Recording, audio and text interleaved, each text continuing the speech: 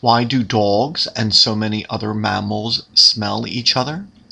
Well, vision gives a certain amount of information about other members of one species, but smell, especially the detection of pheromones, primarily through the vomeronasal organ, this provides more information.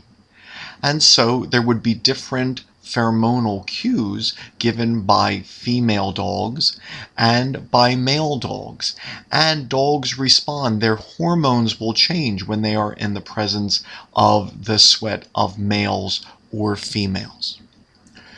In female sweat, there would be variations during the reproductive cycle. And so, therefore, dogs can distinguish between females which are in estrus and females which are not in estrus.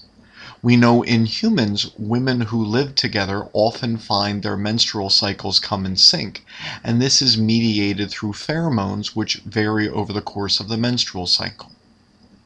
Because sweat production is tied to hormones, which are tied to various physiological states, there can be different olfactory cues presented by males, say, which are sick or stressed.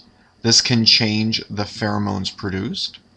And say a dog which is successful, or say a male which has won its last fight, would be making different hormones, which would thus make different pheromones than say an unsuccessful male which lost its last fight.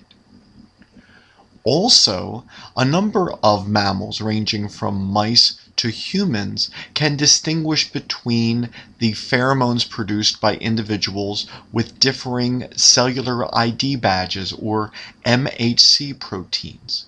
This allows individuals to distinguish between potential mates which are more closely related to them and potential mates which are more distantly related to them.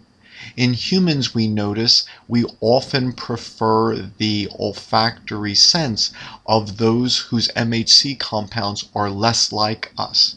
This is especially true as women perceive the olfactory cues in men.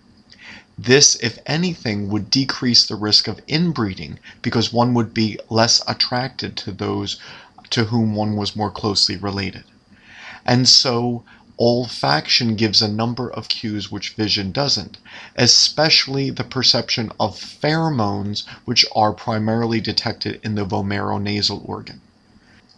In humans, apes, and old world monkeys, the vomeronasal organ has been inactivated through mutations in specific genes, and so therefore our ability to perceive pheromones is minimal compared to that experienced by most mammals.